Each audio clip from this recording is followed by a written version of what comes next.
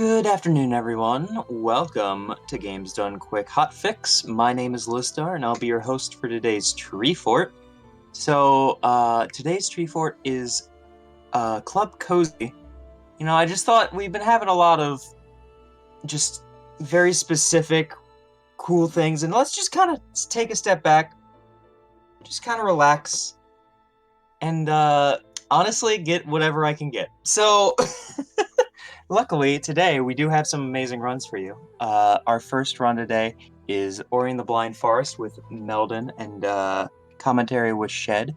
But before we get there, I do want to give you a few announcements.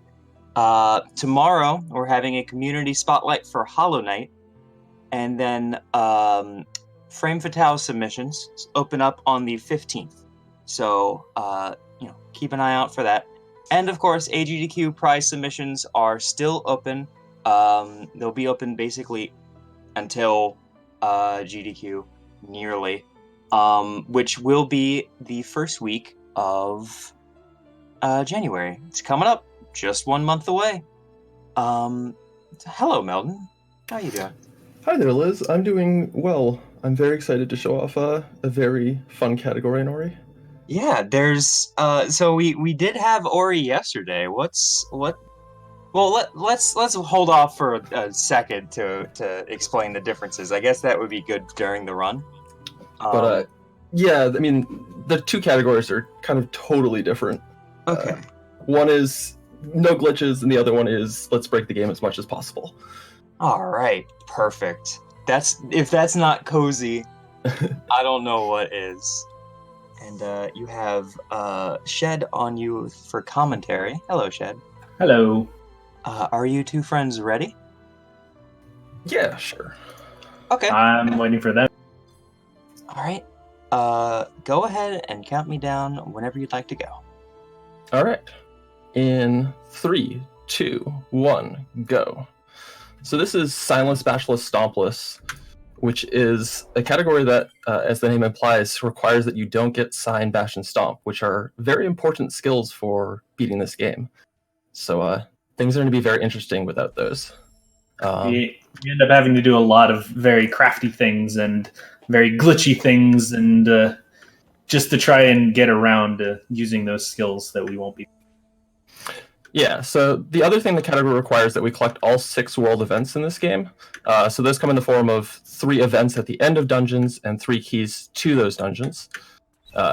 So I won't be doing those in order, but I will be eventually doing all of those. Right here at the start, we are actually heading in the direction of Sign, but we're not allowed to pick up Sign as a skill. We're coming down here for an experience orb that's below where Sign is. There's Sign. Say hi, Sign. Bye, Sign. We'll never see you again. Yeah, so XP in this game comes either from enemies, like that Rhino that dropped some XP, or XP orbs. And it's very important because I need to level up a lot.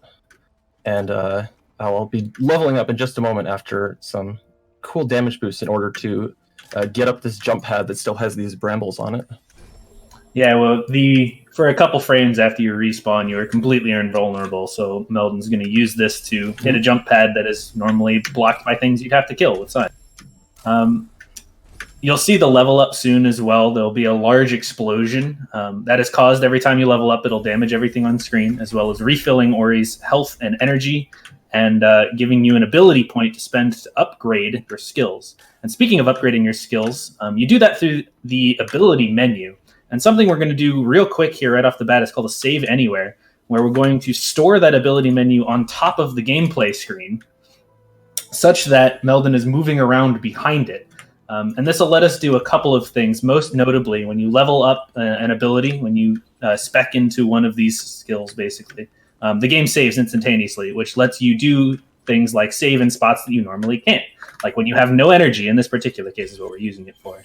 Yeah, so the reason I'm doing this is I need to get these keystones, which if you noticed, you can tell for the first keystone, the keystones aren't actually loaded without Sign, but if you reload the game, they're there for 1 frame.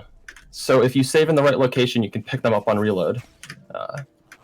Fortunately, these are the only pickups in the game that do that. Everything else in the game is here just as normal, but you're not expected to be able to do any of this without sign. So the game just assumes you have it already. Yeah. So I've also, at this point, I've collected 1 energy, and I've collected 1 extra health cell. I'll be getting 5 total health and 5 total energy for some damage boosts, and the energy is required for a trick in the mid-game that requires 4.5 energy, but I can't pick up half energy anywhere. Yeah, to note, those pickups are all required for this run. Like, a lot of categories in this game will pick them up to be faster or for safety in the case of health cells, but the 5 and 5 health and energy in this category are absolutely necessary for some tricks like. Yep. The energy is very nice in this early game for allowing me to save more often, which is useful for a lot of damage boosts that I'll be doing. And here's our first skill tree. So we'll be collecting wall jump here, which lets you jump up walls. Something else we didn't mention is you'll notice that you can't see my health or energy right now, and there's no dialogue. So this game has a bind where you can turn off the UI, so I'll toggle it on here and then toggle it back off. For the most part, I'll have the UI off for the whole run because it automatically skips all dialogue, which is really nice because even though I don't have sign can still talk to me. And it's faster to just straight up skip the dialogue than it is to mash through it. Here we're going to do some clever damage boosts again, similar to what we had before, where Ori is invulnerable for a few moments. Having some trouble with it, but this is not easy at all. So there we go. That's good. Yeah. I have to get a wall run through that slime because for whatever reason you don't get knocked back in the same way in the middle of a wall run. And then I'm placing a save over here for later. This is just because I have basically an extra energy right now. And after I level up, that save will let me conserve my energy for some later tricks. Yeah, the first ability that we spec'd into earlier on with the keystones is called Rekindle, which lets Melvin reuse save points, so you don't have to spend an energy to save at them. Oh!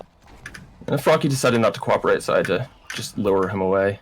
There is a way to get under the Frankie there, but sometimes Frankies aren't very nice and they don't let you through.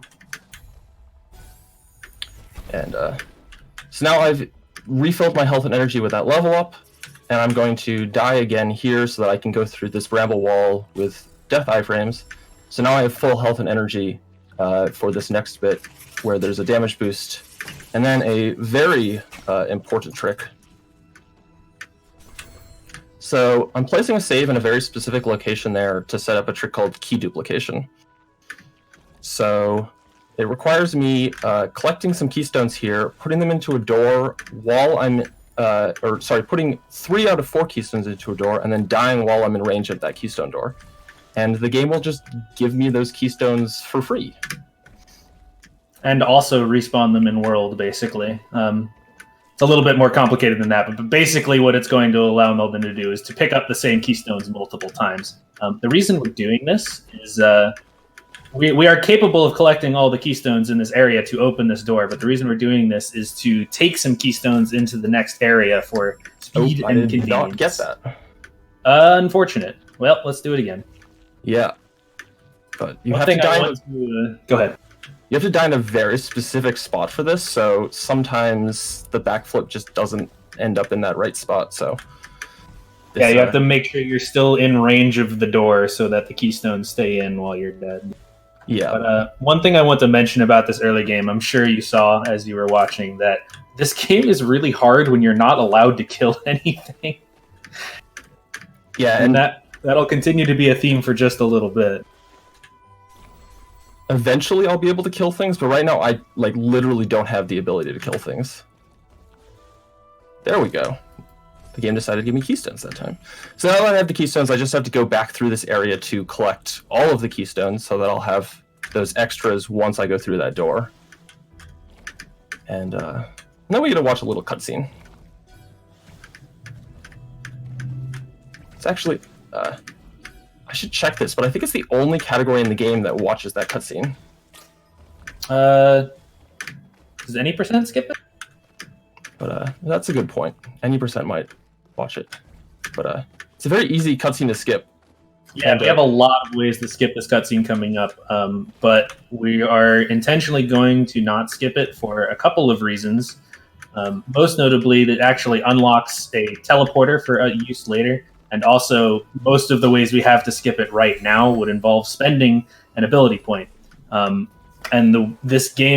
This category rather, has a lot of glitches that involve spending ability points, and we need to conserve them for later for things that we actually have to do instead of things that are just fast.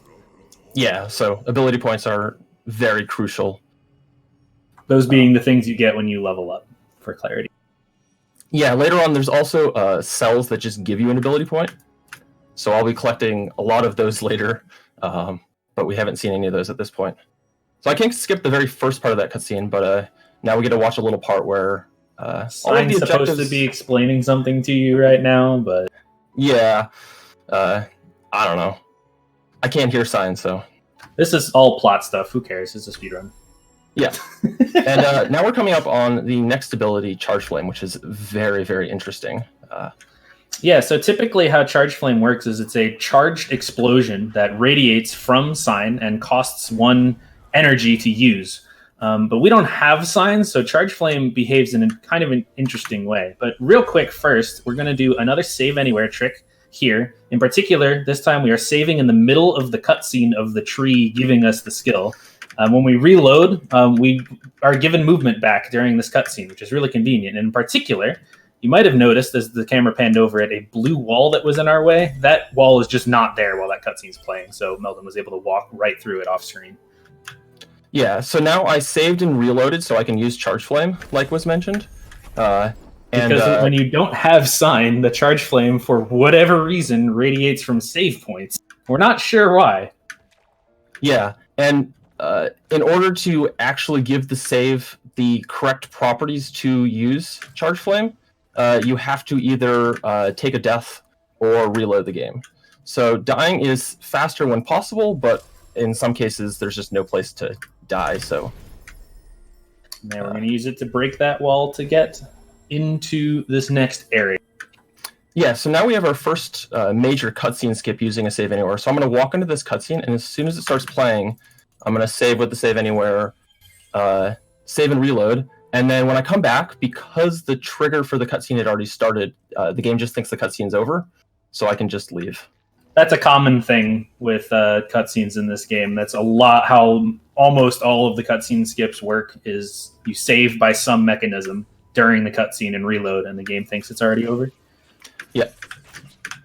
So this area is called Blackroot Burrows. It was added in the definitive edition of this game, and it has the most important skill in this category. And another one that's less important, but it's kind of a cool area. It's got this mechanic. Oh dear. Yeah, oh no. Oh, Slime was uncooperative there. That's fine. Yeah, you'll notice this area is very dark. There's a little bit of light radiating off of some of the environment and Ori and the enemies, but the flavor of this zone is we actually need to go through and restore the light to this area in order to progress through it. So that's what Meldon's doing right now, is we're running down here. Oh no! Yeah, unfortunate. I just didn't get a wall jump there. So it hadn't really been relevant yet, but walls and just objects in this game can be very unforgiving, and you can just lose wall jumps. Even like nice floating platforms like this can be uncooperative. So yeah, because the walls and floors and such in this game conform, like the hitbox for them conforms to exactly what you see. They are bumpy and lumpy and weirdly shaped. So that can cause some problems here and then, but also, in my opinion, is actually a really cool feature of this game. But yeah, in this area, we're running down here to collect this orb, and we're going to take the orb up to the top right of room of this area to restore the light by whatever mechanism is here. The thing is that orb is, like most things in this game, attracted to sign. So we have to do that same save and reload and wait for the orb to come to us anytime we drop it. So luckily I only have to do that twice, because it takes 8 seconds for the orb to actually like despawn and then rematerialize at our position. but it's not the most fun. And here I'm doing a camera manipulation so that this slime that's going to come on screen right now is in a specific part of its cycle. So this means that I'll only have to dodge one of the slime shots here. And then, oh, that was actually way closer than I would have liked. Oh boy. But, Boy. if you don't do that manipulation, that slime is in a far worse position and loves to just nail you with a shot on your way up there.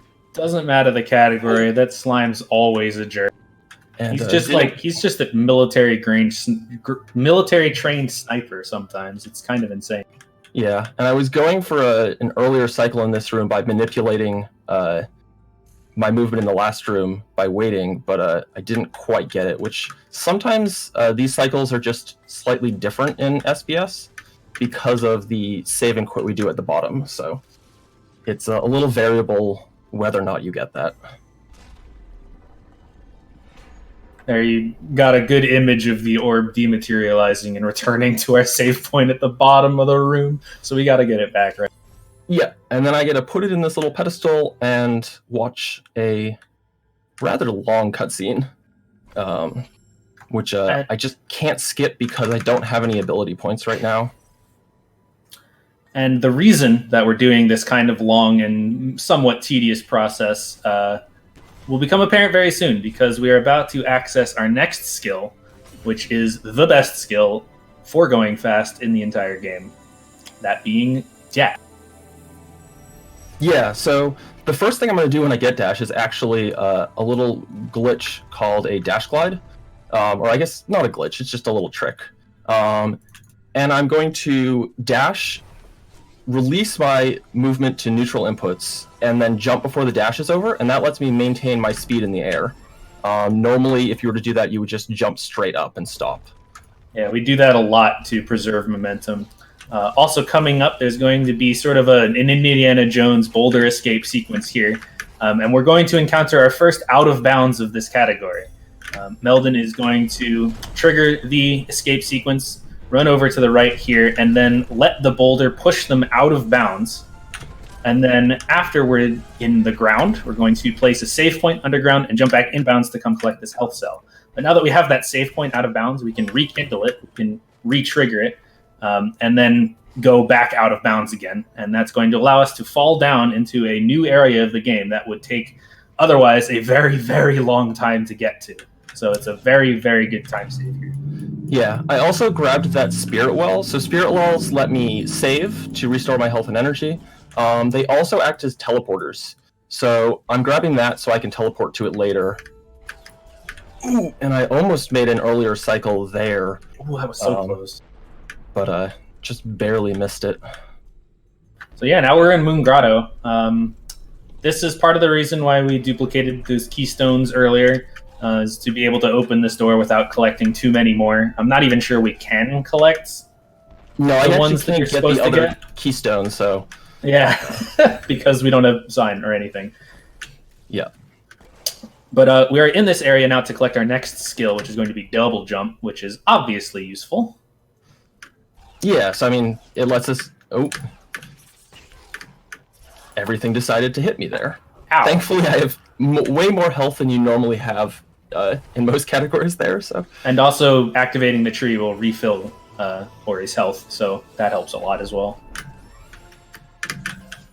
Yep. So, now we're just going to head on out, and you'll see if I get the rhythm of it right. You can... Ooh, I guess we're going to fall on some spikes. But you can get up walls a little bit faster by double jumping in the middle of your wall jumping. But the rhythm of it can be a little tricky sometimes, and like mentioned before... Walls. Yeah, the walls are all very tricky, so sometimes your wall jumps are just with a different rhythm. Especially this area is notorious. Here's a cool little jump off of a section of wall you don't think you'd be able to jump off of in order to skip the left side of this area. Come on. There we Jumping go. Everyone trouble. No matter your caliber. Yeah, but it's a huge time save, so even taking like a number of attempts like that, it's still saves you a massive amount of time. Today we're doing some more cutscene skips. This time we are using a rekindle, reusing a save point during the cutscene in order to save in the middle of it and reload and skip that cutscene. Normally in this little platforming section, there'd be a bunch of RNG rocks falling on your head, so skipping that cutscene gets rid of those, which makes it easier, I say, as we have some trouble. But yeah, the wall just wasn't cooperating. I probably should have just bailed and gone left. It doesn't save that much time to go up that part of the wall. And I'm about to collect my very first event. So this is the key to the first dungeon. So we're actually collecting this one in order. double Gumo. And now we're going to watch some cutscenes in different orders. Some of them are going to be backwards, some of them will be forwards, because this is the area that we should have gone through to get down here that we skipped with that boulder out of bounds.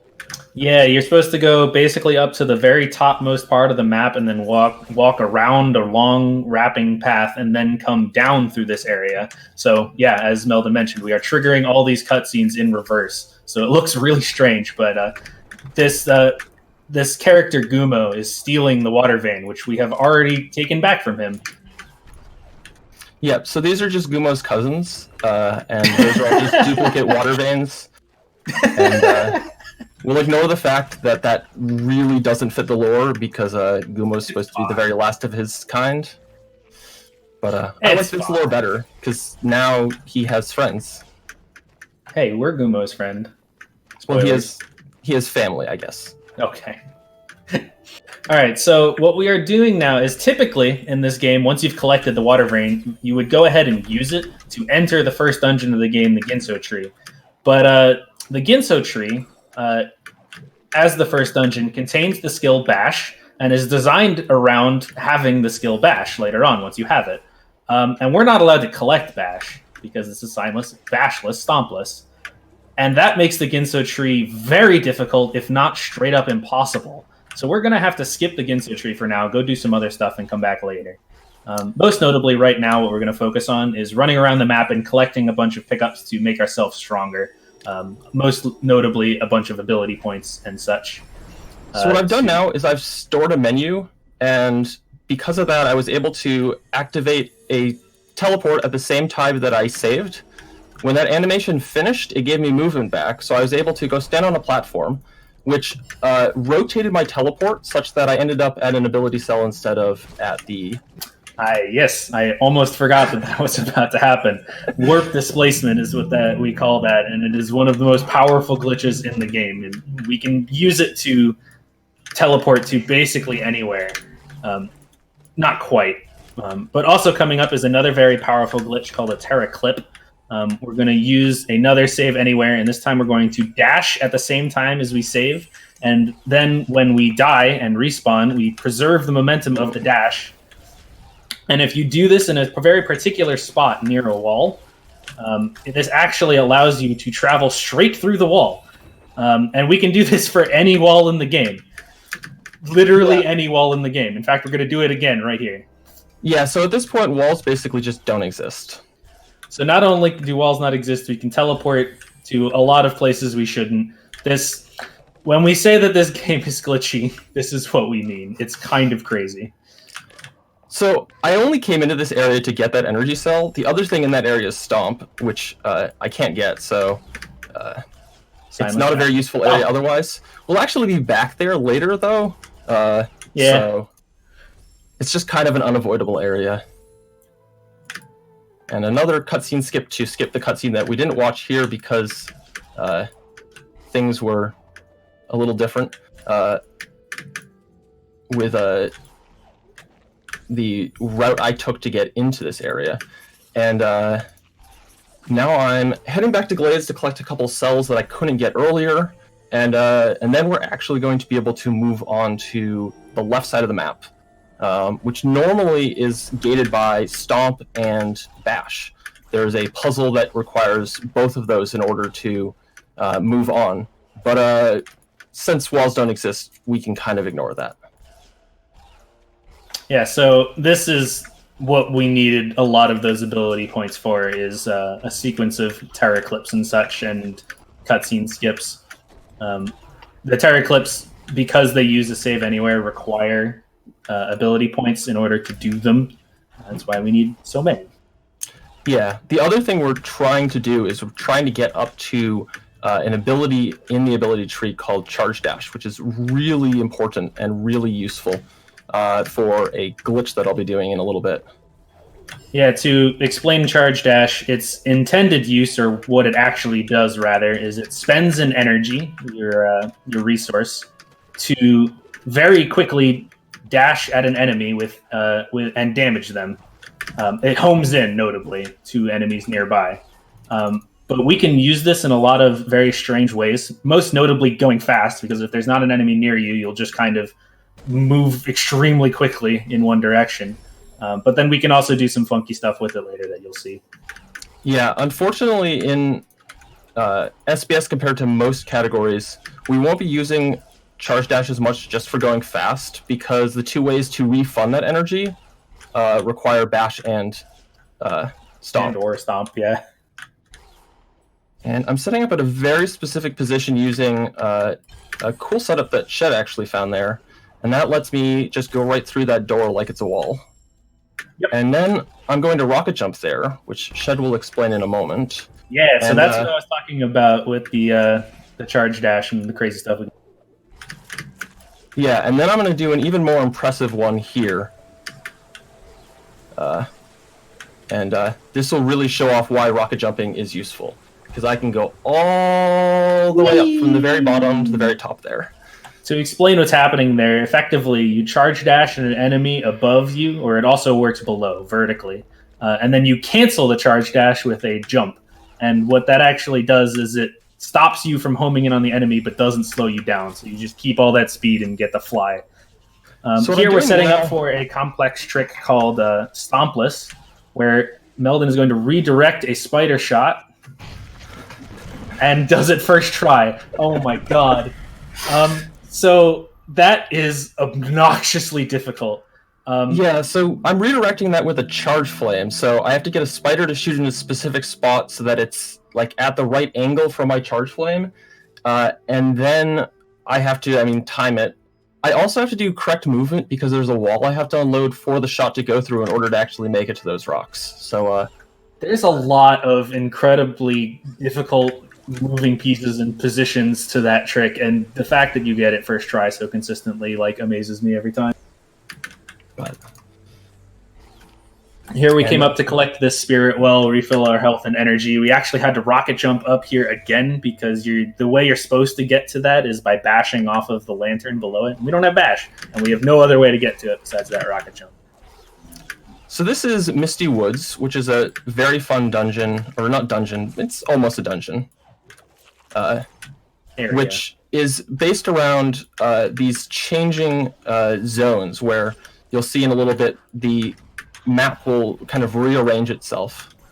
And as a speedrunner, the first thing you see when there's walls that rearrange themselves is I can probably get out of bounds here. So we are absolutely going to do that. Yeah, so something else to note is that Misty Woods is very, very dangerous. This is kind of a later area in the game, or it's about midway through, but the damage that everything is doing here is heavily increased compared to what we've seen so far. So Meldon basically can't take any damage at any point during this because everything will deal more than half of their health, and there's a required damage boost here that they tried unsuccessfully once and were managed to get this time. But everything is spooky. There's a lot of spikes. Everything wants to damage you. These frogs want to kill you. Especially if you don't have bash. It's very hard to maneuver. Yeah, normally when you come to this area, you have bash, so the game becomes about using bash to get close to enemies and then bash off of them. But, I'm trying to get the right distance away here for this setup. There we go. That looked like it was right. Oh, I don't want to drop that. All right, there we go. So I just set up a clip through that wall, which will let me leave this area because the area over here is just not loaded. So I'm just in Misty, but not in Misty. And it Because happens of- that the area below Misty is the next dungeon. Yeah, because of Misty's like shifting and changing shenanigans, it actually straight up loads and unloads area. So we clipped into an unloaded area and fell through a bunch of unloaded areas straight to the end of the second dungeon. So we go ahead. Yeah, so the second dungeon's just done. I'm going to get the event at the end of the second dungeon here. And then because of Save Anywhere, I can skip the whole escape itself by just saving right after it gives me that event. So if I save here, it just takes me back to the dungeon instead of making me do the escape. Yeah, there's a long and hard escape sequence that you normally would have to do, and then which would also lock the dungeon. But because of this this particular cutscene skip, we can go back into the dungeon. We're also now setting up for my personal favorite glitch in the entire game. Forlorn Ruins, this second dungeon, has puzzle gimmicks involving changing your gravity. And we saw the warp displacement we used earlier to change where we teleported to. We're going to do something similar, but instead of changing where we're teleporting to, we're going to carry Forlorn Ruins' altered gravity to another area. So we're actually going to be able to fall left from Valley back into Misty. And you might notice some things missing. Yeah, so because of what I did earlier in Misty, I unloaded this whole area that I had to go through before. The part I left loaded, conveniently enough, is the very end of Misty. So I just skipped like 2/3 of that whole area, and I can now collect the key that I'm supposed to be getting here. Yeah, the Misty Woods you're supposed to do to collect the Gumon Seal, which is the key to Forlorn Ruins, which is the dungeon we just completed. Also, this is a good thing that Melvin is doing. Yeah, so I just did a sequence of saves while picking up multiple orbs, which the game doesn't really know how to handle. So it let me carry an orb while not carrying it, so I got my normal movement as opposed to having that like trudging around with the orb movement. And kind of the weird thing in SBS is I actually have to give one of the orbs to Sign, because Sign is at my save location via whatever mystery portal goes back to wherever we left Sign. That's honestly, we call it hands-free, and it's probably one of the actually glitchiest things about this category, even if it doesn't look as crazy as something like warp displacement.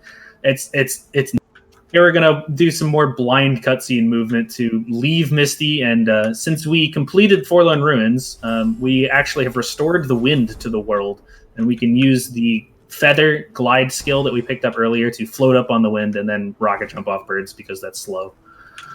Yeah, and so this lets me Sorrow Pass. Yeah, so this lets me get into Sorrow Pass now. Oh, bird? Ow. Ow. I've never had the bird chase me that far. Angry. And I now am going to skip the entire left side of this area by getting this frog to shoot this ceiling. Yep, there we go. That's so hard. There's a very careful manipulation to get the frog in the right position, but you then still have to arc your rocket jump such that the frog follows the correct trajectory to where that ceiling is. Yeah, and I'm pretty sure that's actually the only way we can do this area right now with our current skill set, is by doing that difficult manipulation there. Here we're trying to get a frog to break the floor for us, if he will cooperate. There we go. That I looked can't get like through it the missed. floor on my own. Yeah, I thought the first one hit and the second one missed, but it was the opposite. So, but here, was strange. Yeah, we've made it through Sorrow Pass now to the charge jump tree. So this is our next skill, and this is actually kind of the last piece we needed in order to do the rest of the game. Charge jump, as it turns out, is just a super powered high damage upwards jump, and that will replace bash for us in a lot of spots, which is very good. Also coming up, we have a trick called Terror Break. We're going to use a save anywhere up next to this breakable ceiling that we normally can't reach, and die while charge jumping, and that preserves our charge jump hitbox for whatever reason when we respawn, and we get to break the ceiling that we normally couldn't, and float up to the top of Sorrow Pass to collect the Sunstone, which is the key to the final dungeon, and one of the events that we need. Yeah, so we basically skipped all of the puzzles that are in Sorrow. and just skipped right to the important parts. Oh, and there's Sign talking to me behind this menu. And Sign talking to you while still sitting in glades. Yeah, and of course, I've kept this up so that I can skip this cutscene and not watch some story, because this is a speedrun. We don't want to spoil things. And now we just get to fall very far down, because I can't accelerate my downwards momentum because I don't have Stomp.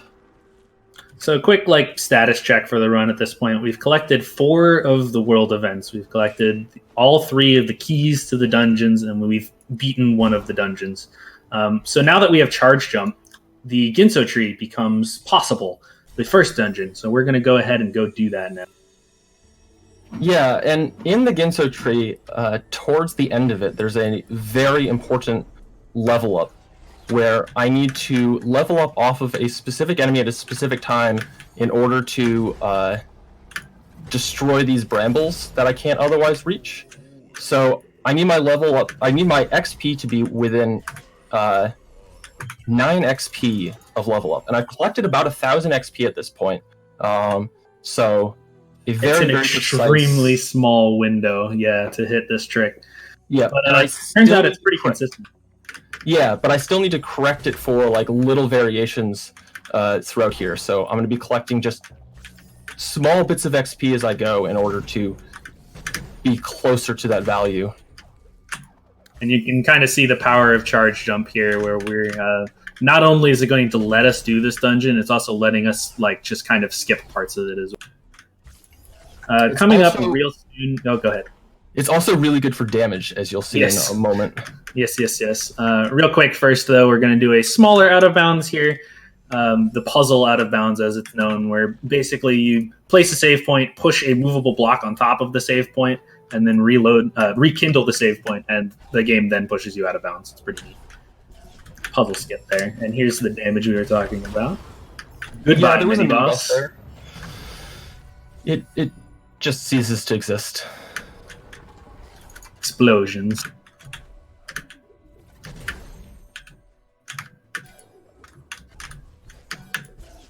And coming up after this keystone door is Bash, which I can't get. And it's after that point that things really start to get interesting in this dungeon, because now all of these puzzles kind of expect that you have Bash. So there's going to be things that the game doesn't think you should be able to do right now, but it turns out Charge Jump is just really, really good. Yeah, to explain a little bit, if you haven't seen this game or something, Bash is a pretty unique skill to this game, where it allows you to grab projectiles, enemies, and some environment objects like lanterns and throw them in one direction and throw yourself in another. So that explains how some of these puzzles might even be possible using that. But we're just going to use some damage boosts and Charge Jump to get through it. Here's another mini boss. There was another mini boss. Yep. Charge Jump also just eliminates that. So here are those brambles that I was talking about needing to destroy. So normally you have to do both sides of this core in order to destroy the brambles around that area so that you can actually start this escape. But instead I'm going to use a level up while standing here that'll destroy both sides at the same time, which is really good because I was able to use a Charge Jump to break that wall on the left side. That same trick doesn't work on the right side. So I actually can't even get into that room very easily. Yeah, so that 9 XP window is strictly necessary. It's pretty cool. And now we have started the Ginso escape. This escape sequence is not skippable like the second dungeon's was, because it turns out that the thing we need is at the end of this escape rather than the start. So we actually have to do it. And when you don't have Bash, even with Charge Jump, this is a very, very difficult sequence of things you have to do.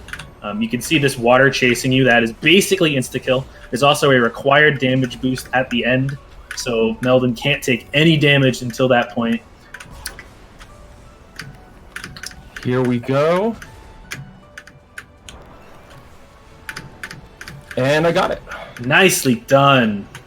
Yeah, that's very hard. That's a big stopping point for people trying to learn this category for sure, is just doing that escape at all. But that is the next world event we needed. That is cleans all of the water that is around. So normally it's poisonous, damages you when you try and swim in it. And that text box there is actually the only required dialogue. If I don't listen to that line, instead I just stare at the sky for about 8 seconds. So much faster to watch it. It's a really weird time loss, to be honest.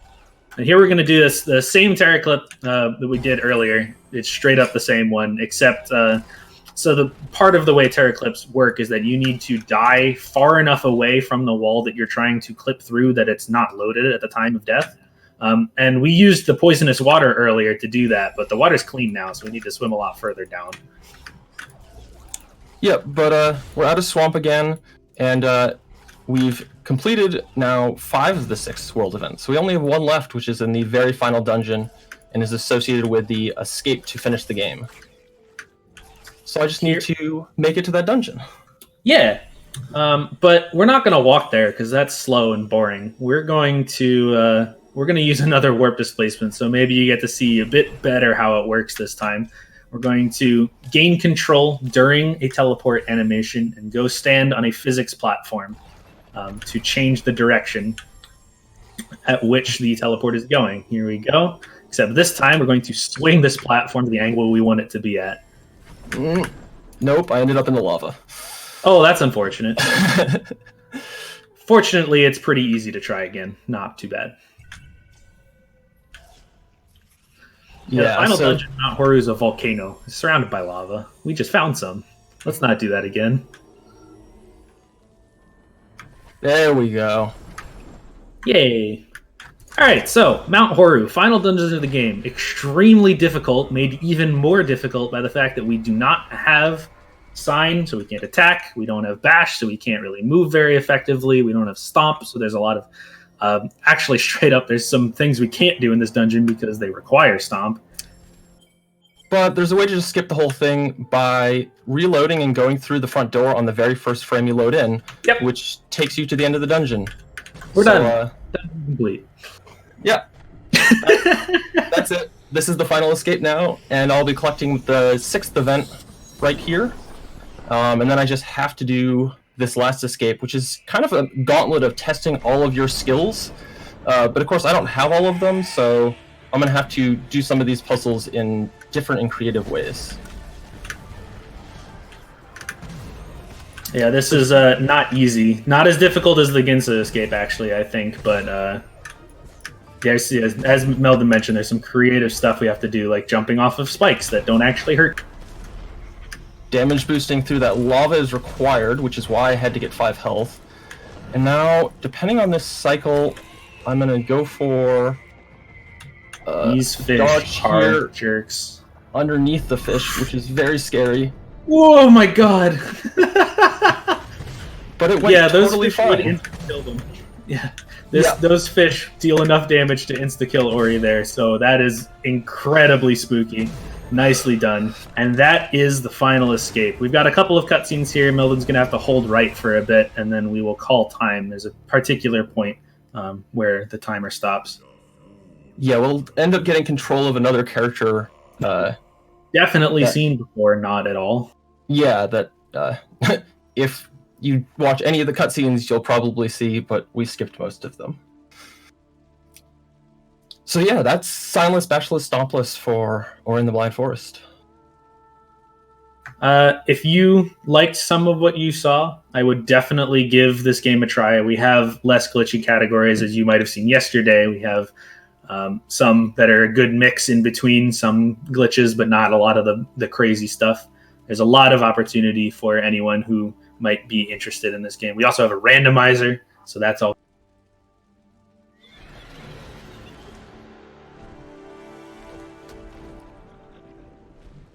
And over here, we're going to see Naru, who is that character I was talking about.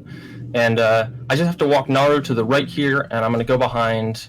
it's not this very first tree, but the second tree coming up. And when I go behind that, it'll be timed. So coming up now. GG. GG. Thank you. It's a really good run. Your time was 42:29. That is quite solid. Right Yeah, now, you'll take that. Yeah, the top times are sub 40, but I mean, to Category's get hard. within that is pretty good. Plus in a marathon run. I mean, things always go wrong in a marathon run. Oh yeah. But yeah, I hope everyone enjoyed that. It's always a fun run to show off. It's very different than a lot of Ori. Well, thank you so much, Meldon, and thank you, Shed, for the great commentary. You both did amazing. Thank you. Always love showing off Ori, especially if we show it off yesterday.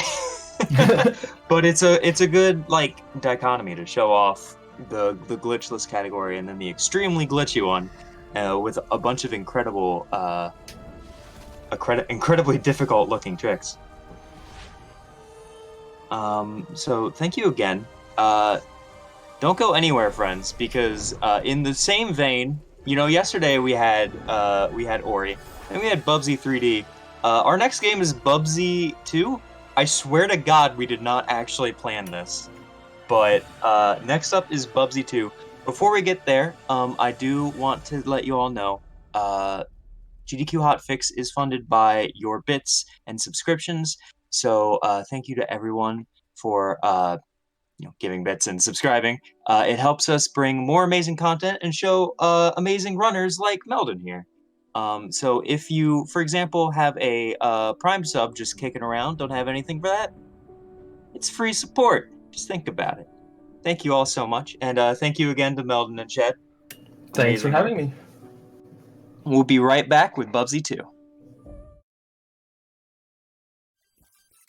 Hello, everybody. Welcome back to Treefort. Welcome back to Club Cozy. We're just hanging out tonight, having some fun games. I swear to God, we did not intend to have Bubsy 2 get played the day after Bubsy 3 got played on the channel, but I'm very glad that worked out. Because, I mean, multiple Bubsy in one weekend? What could possibly go wrong? Hi, Garby. How you doing, dear? Hello, I'm good. Good. Glad to hear it. So you're going to be running Bubsy 2 for us today. This is the all levels category? Yes.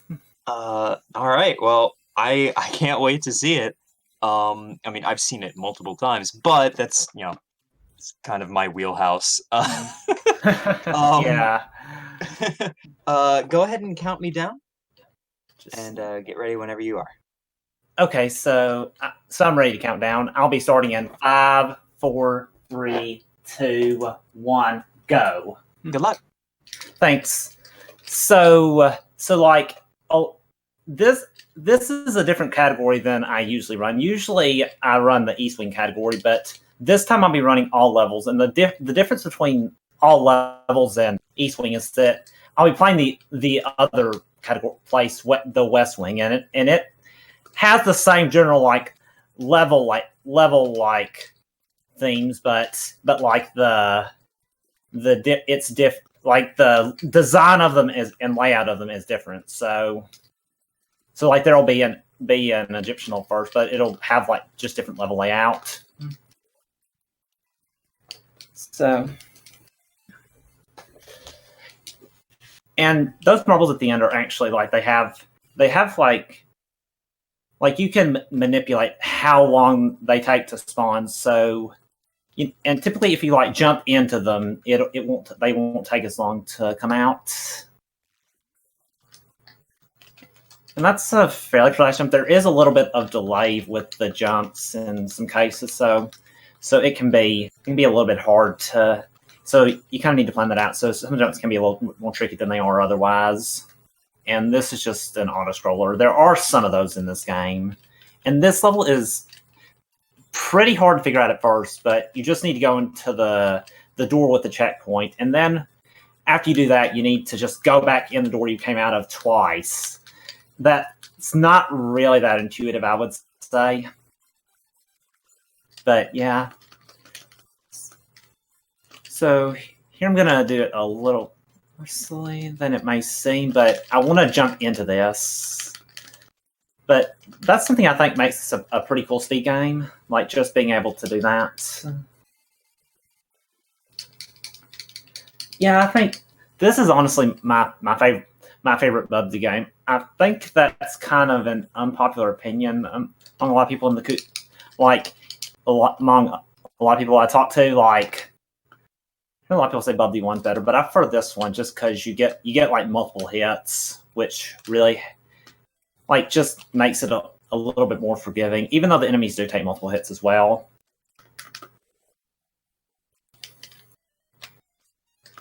So the game generally has a pretty mazy structure, but when you know where to go, it can be a pretty fun run. I think.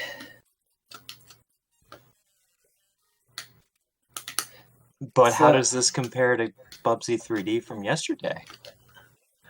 Well, I'd say overall it's much less glitchy than Bubsy 3D. Like, you can't for the most part you can't skip big parts of levels. There are a few levels where you can do that, but it's a lot more rare than in Bubsy 3D. Also, the game doesn't just crash for no reason. Oh no. Well, uh-oh. I don't think I've had that happening. It has happened once, but I think that was more of an issue with how my Genesis is rather than the game itself. So yeah. I'm sad I had to miss the Bubsy 3D. I need to go back and watch that. I missed it too. I'm sure it was watch it. So there's a pretty precise trick here. You can skip this whole Marvel animation with good timing, but I think it's framed in pixel perfect, so it's not usually expected for me to get it. I'll have six opportunities to get it in this run though, so hopefully I'll be able to show that off.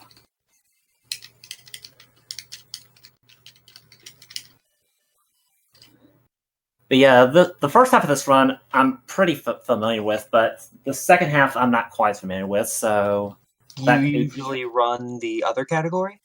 Yeah, I usually run the swing, the section of the game I'm playing now. But in this run, I'm going to be running the second half as well. So I did try to remember the routes before I played through this before to just remember the routes. So I think I should be fine. Okay. How difficult would you say is the run and the game just in general? Is this like one of the harder runs that you have up your sleeve?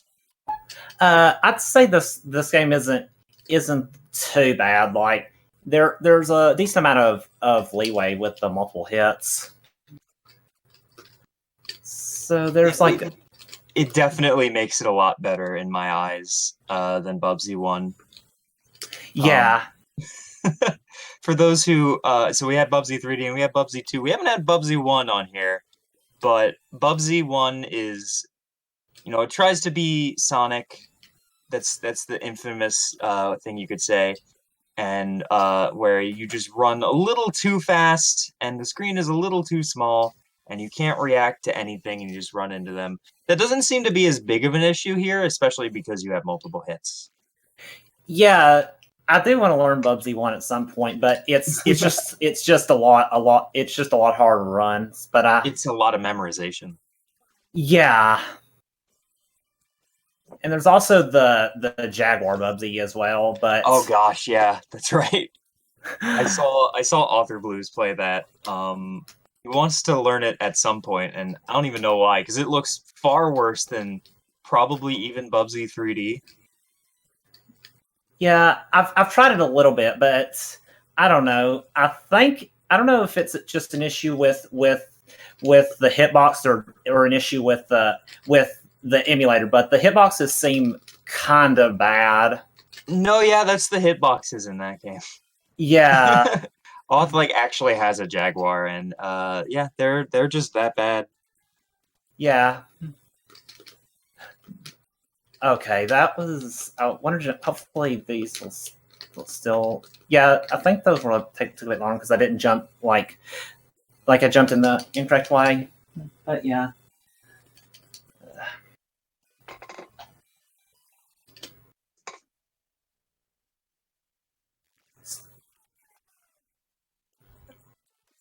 Y'all like So- Bubsy's voice? I mean, that's what sets him apart. He's the mascot with a mouth. Yeah. He doesn't shut up. Not as bad as Awesome Possum, though. Yeah. Garby was once the world record holder of that game as well. She has a bit of an affinity with not very good mascots that want to rip off Sonic that, don't shut up. Although Bubsy is way better than that. Yeah.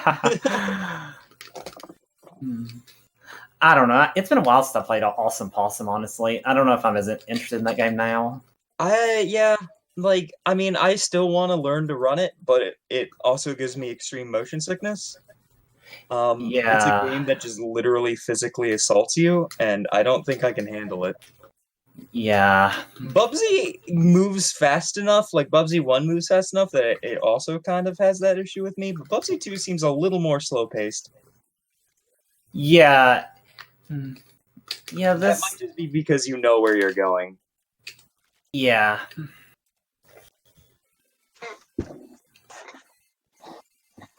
Also, though, those changes in that level can be pretty bad. Like, I actually did take a death there, and also I wasn't able to jump because there was a little bit of a delay there, but I didn't lose that much time, I guess. So there's a pretty precise thing to do here. Okay, got it. I want to slow down a bit here because it's random whether you'll hit that or get hit by it. And if you get hit by it, you'll just fall all the way down, and that loses quite a bit of time.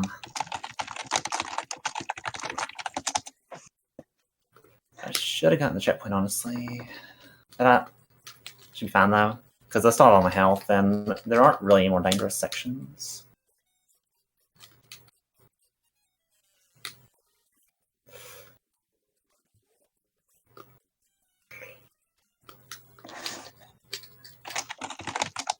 But yeah, I'd say I'm around to the point where it starts getting pretty maze-like and requires some memorization. Like, you'll be seeing like a lot of different paths that I could potentially go on, but I do see a lot of door maze in this game, and it makes me a little worried.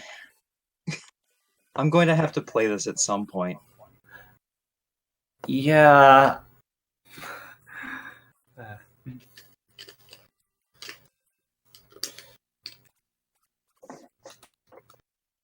I'll try to be around for when you play that.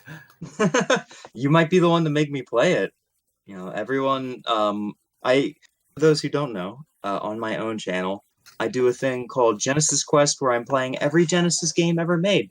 No one's made me play either of the Bubsies yet, because the chat chooses what I play. I am shocked and amazed, and also very grateful. But I will have to play it at some point. I actually don't think I've played Bubsy 2. I've played Bubsy 1 just like by myself. Actually, I have a funny story with Bubsy. I think I've told you this story before, but I'll say it again just because it's kind of funny. Do you have anything important to say about the run? Because I'm just going around for a moment. You can go on about that, yeah. Okay. So when I was a kid, my brother's best friend had a Super Nintendo. We didn't. We had a Genesis. So he brought over his Super Nintendo, and he had Bubsy on it. And I played Bubsy. I was probably like 2, and I declared that Bubsy was my favorite game of all time. And for years, Bubsy was my favorite game of all time, even though I only played it that one time. And after I got up to about 8, I thought to myself, why do I like that game? And it's literally only because it's a cat. Cats are great. Yeah, they are. It's the only reason I like the game. It's not actually very great. Well, that is a pretty good reason. Exactly. I agree. Cats are wonderful.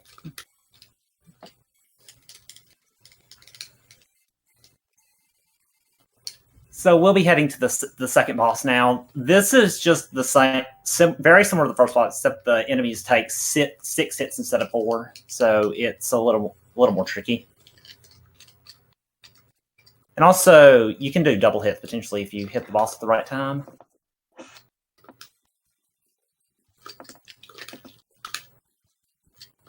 And also later in the run, when I'm doing the other wing, the other part of this run, the bosses will still be the same, so you'll be seeing this a lot.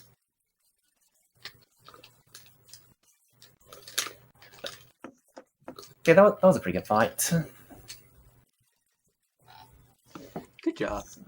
Yeah, thanks. So I'm heading to the third floor. This is where it starts getting really maze-like, and the music level in particular is pretty tricky. There was a skip discovered that I discovered a few months ago that will make that level easier, but this level isn't really that bad. What was the trick that was discovered? Is it a glitch? It's like a clip you can do by having a projectile home into you and then jumping on that to be able to clip through one of the floors. It makes the level easier, honestly, and it's probably takes like 15 seconds or so.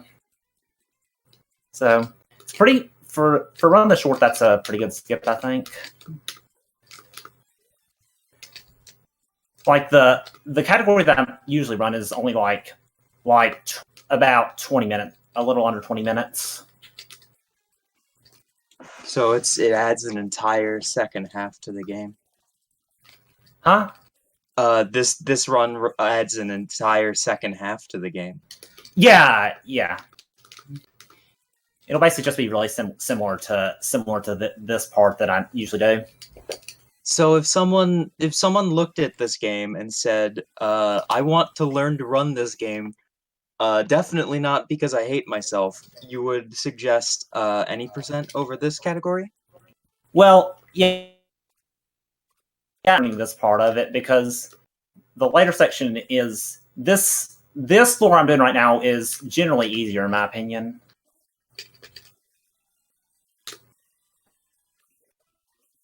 This isn't the right place. Wait, you said this category is easier? Yeah, this cat. Well, not this category, not all levels. Like East Wing is easier. Gotcha. Okay. And there are also other categories you can do. Like there's also that one's only about five or so minutes. My USB, my dad's. I'm noticing it's starting to kind of cut out some. So apologies. That's okay. Internet stuff happens. The entirety of Discord died yesterday. We're used to it by this point. Yeah. I think it's probably an issue with like my USB-B connection or something.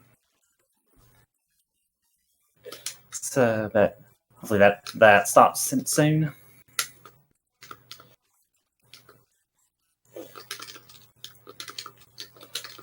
So this floor has been going fairly well so far. That level can be beaten pretty quickly. Like it can be really hard to figure out where to go in that level though.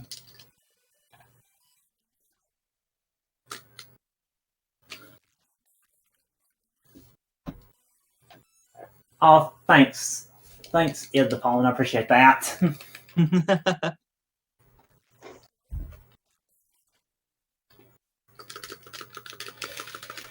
So this is probably the easiest space level, just because that door I took there can skip a lot of the level, and then you just enter here, and this space section isn't that bad.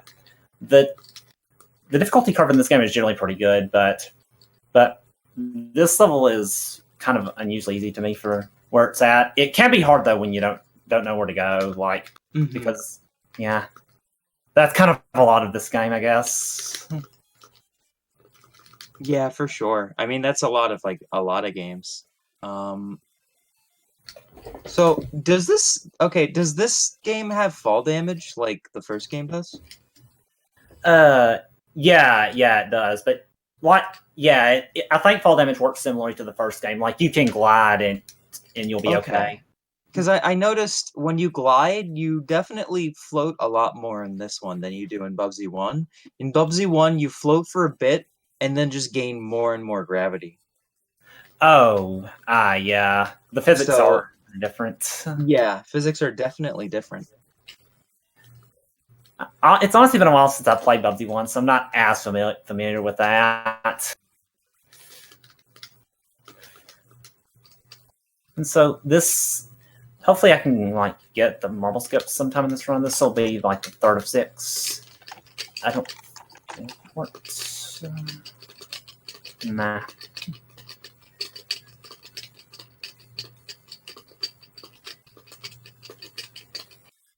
And so we'll be heading to what will be the final boss of both this and the other half of the game. I don't know. They just double up the boss? Yeah, the boss is the same in both this and the other section. And it's actually going to show an ending, but that won't be time. Like that's not until I beat it in the other thing. So I need to make sure to glide, otherwise hitbox will cause me to get hit.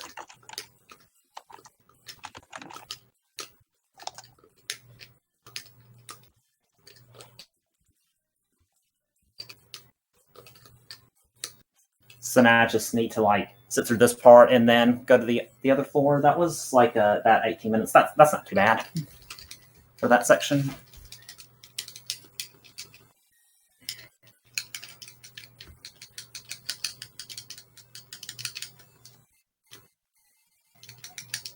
And like it actually goes just right to the Sega screen. So yeah.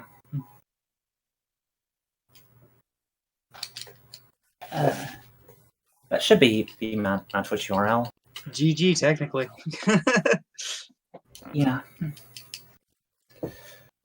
So now we're heading to the West Wing. For the most part, I consider this the harder half of the game. There are some sections that aren't that bad, but there's some pretty mean levels here. I'm gonna take this a little safely because if I land in there, it's a pretty big time loss. You go down like a waterfall and have to take a different route. And it's really hard to avoid getting a lot of marbles in this stage, which will cause me to lose a little time. But I really don't think it's worth it to like try to avoid them.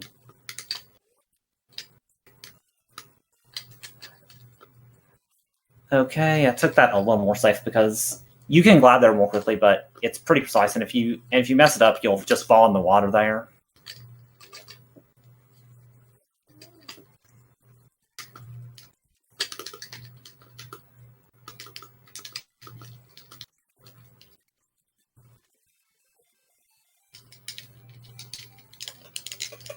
Yeah, like the animation here is a little longer just because there's a lot of marbles, unavoidable ones in that stage.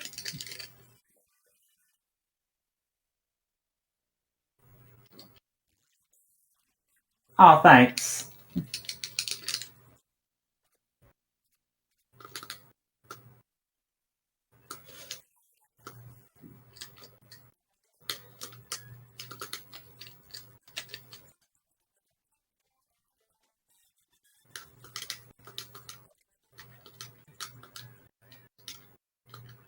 So this level is a little bit different than the last one. Like you only have to go in that door once and then just go here. But I'd say this part can be a little tricky. You need to know when to like stop. There's some deadly parts coming up.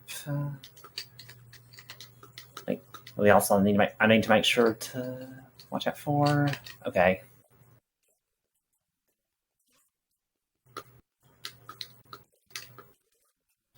So this part's. Ooh, I'm gonna be really careful around these hooks.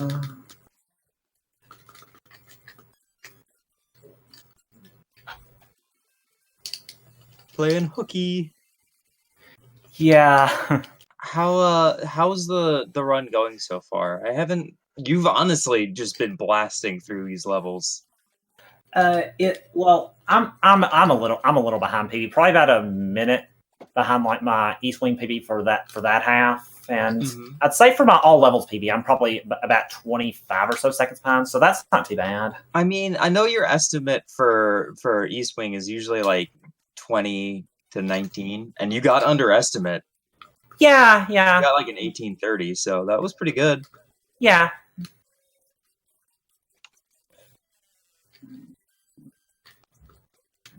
Okay, this level's not as good as it could have been, but that's... Yeah, that's another work. It can be kind of hard to avoid marbles sometimes. There is a pretty good chance of me potentially PBing in like this half of the run. Like, there's like a category for like all levels, and then the individual halves of the run. So yeah.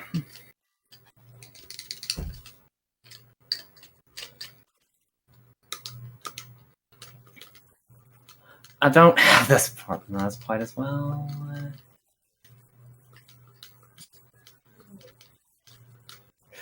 Need to make sure to avoid that. There are generally more lives also in this run, so I'd say it is less likely for me to game over. But yeah, it's at least generous in that way.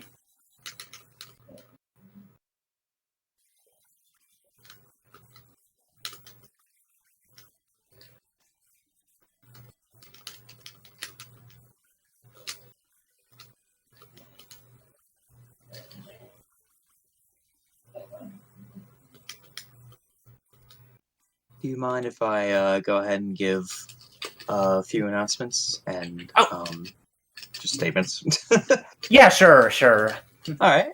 Hi everyone. You're watching GDQ Hotfix Treefort every Sunday, showcasing amazing runs and runners. Your bits and subscriptions go towards funding the show, so thank you all so much. If you missed my announcements earlier on in the stream, we have a few things coming up, like tomorrow. Oh, I have the wrong thing up. Somewhere here. Tomorrow is the community spotlight with Hollow Knight. Apparently this is the weekend of Metroidvanias. Who would have thought? And Frame Fatale submissions are open on the 15th. So keep an eye out for that.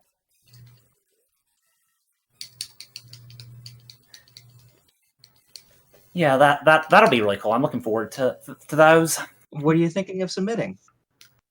Oh there's a rhythm game I play sometimes called Guitar Man. It's a pretty cool game. Yeah. I may try to submit that. I've seen Guitar Man. That looks really good. Yeah. But yeah, this boss is just a repeat of like the first one. The one in the other one.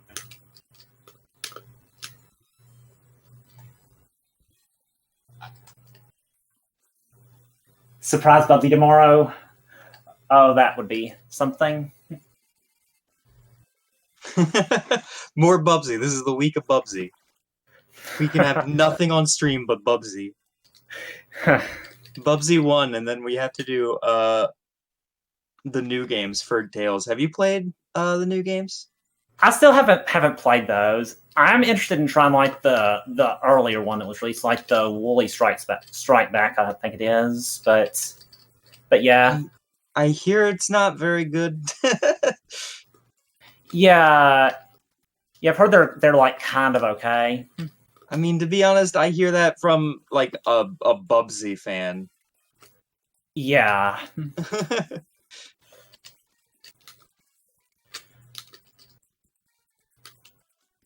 Yeah, I'm generally a fan of like just the early releases of Bubsy. Well, fan in a certain use of the word.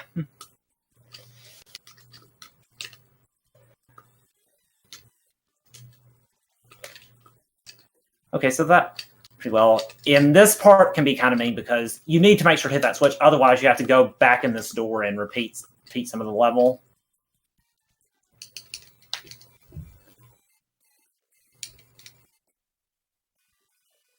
So I kind of take it part a little bit slowly so I don't accidentally fall in there.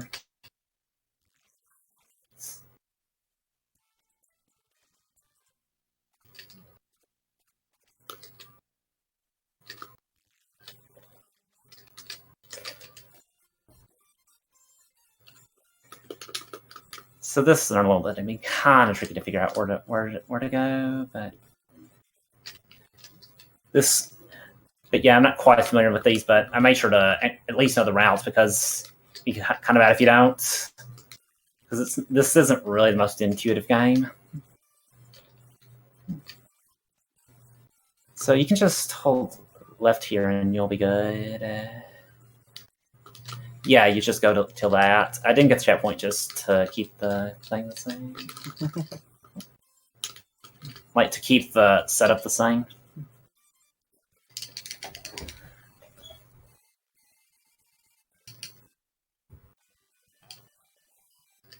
Oh, I'm avoiding the marbles because they,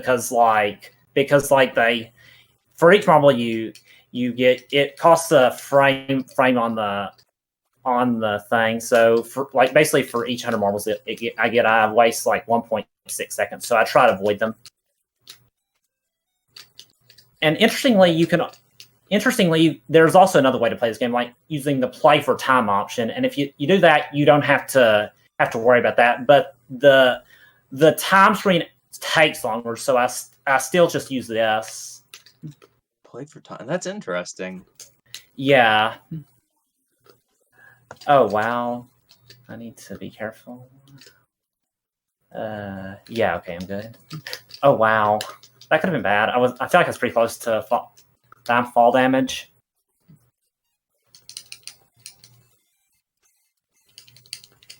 Yeah, that's what I really heard, that it got kind of a lukewarm reception.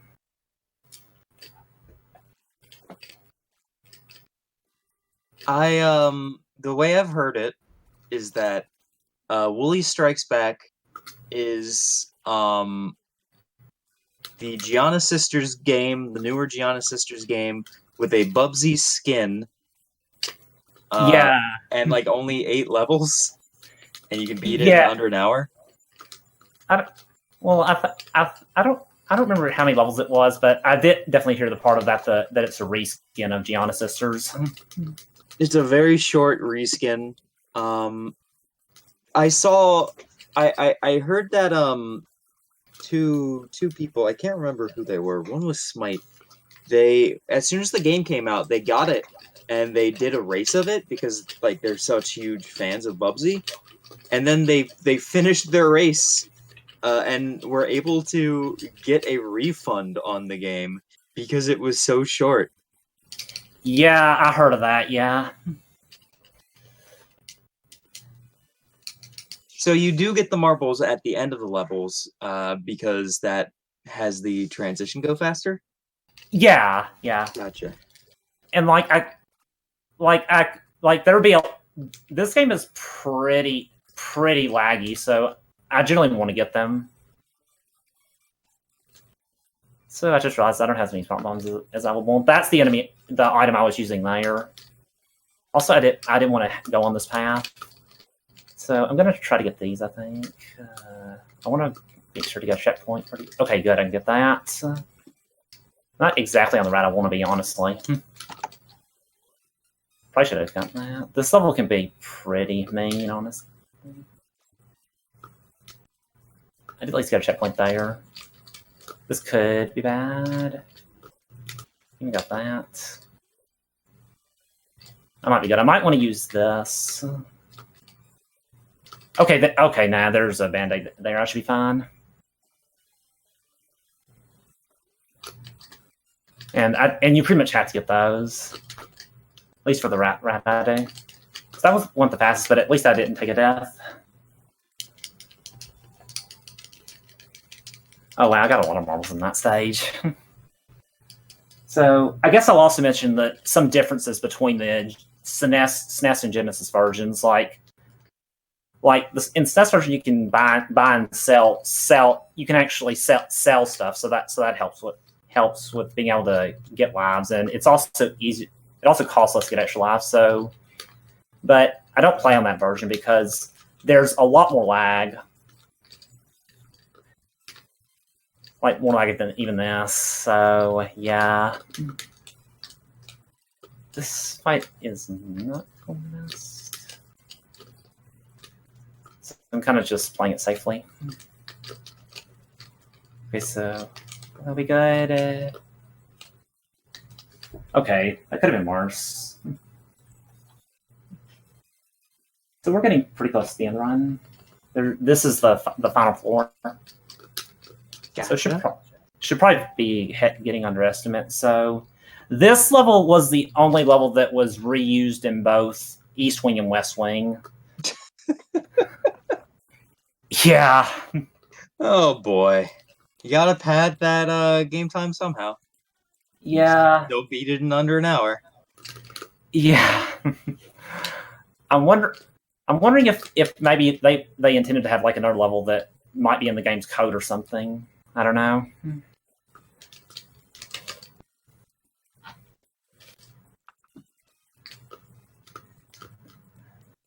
But yeah, this is, and that level's just so nice. They had to have it twice. Yeah.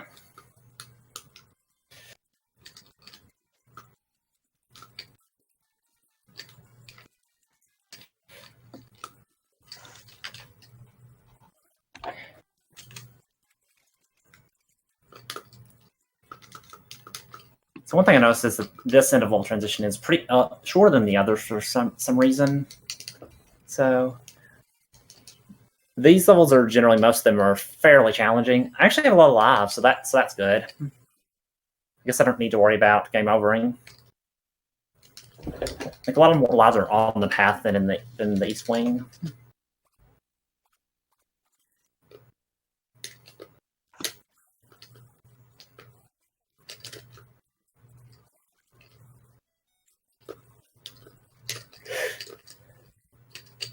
Okay, so I also can do that just to skip that. Like those types of ledges in the music levels in particular don't have collisions, so they can sometimes be used for skips like that. That doesn't really save time, I don't think, but it's generally the safest path to take. Am I even on the right place? I think I should be. I don't remember the bottom half of this level as well. Can I even get up from here? I don't think I can.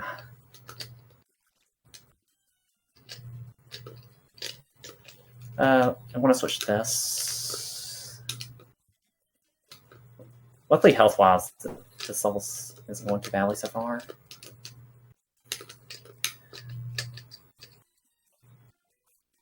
This is probably one of the hardest levels in this game, in this floor.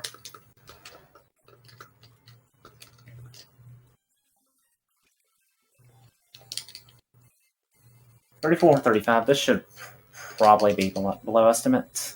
This next level isn't that long. These levels are really hard to figure out where to go, but when you do, they're really short.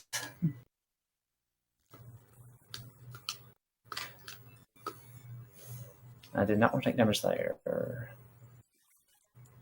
So I need to be careful so I don't fall there. Okay, gotta have this. I'm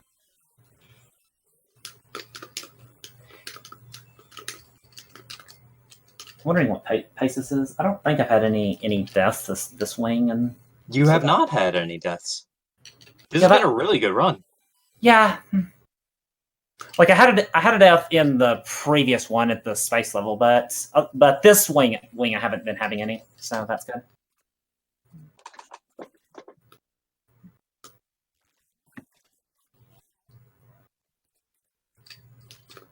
So there's like these things that bounce you. You can use this to just skip a section. So I think there's only 2 more levels left.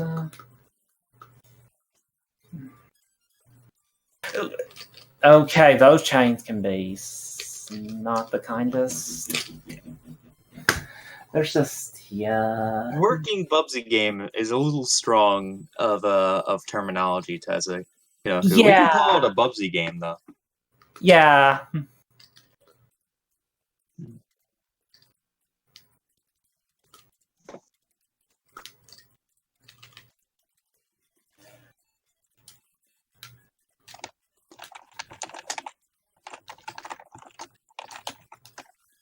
So this probably won't be a West Wing PB, but this should still be a decent amount below estimate, I think.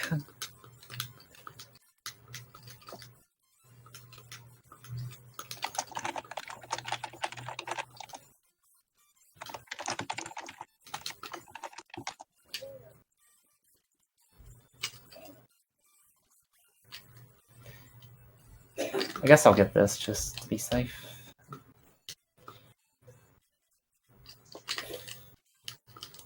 Like this section at the hardest, but be careful. And so we're heading to like the last main level of the game now. It's just another pretty maze-like flying level.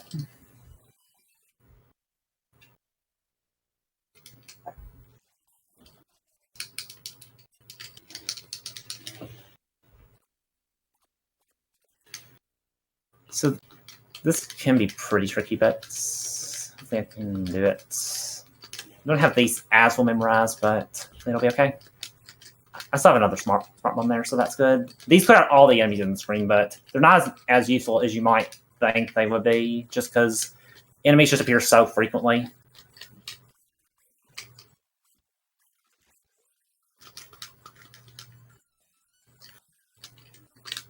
And I can't use it against the boss, so I may as well just use it now if I need to.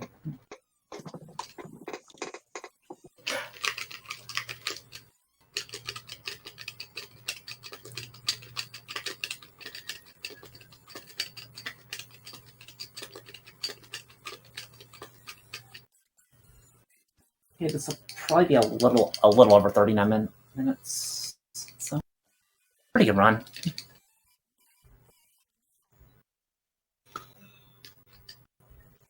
I mean, assuming I did get this boss first try, it's the same one as at the end of the East Wing.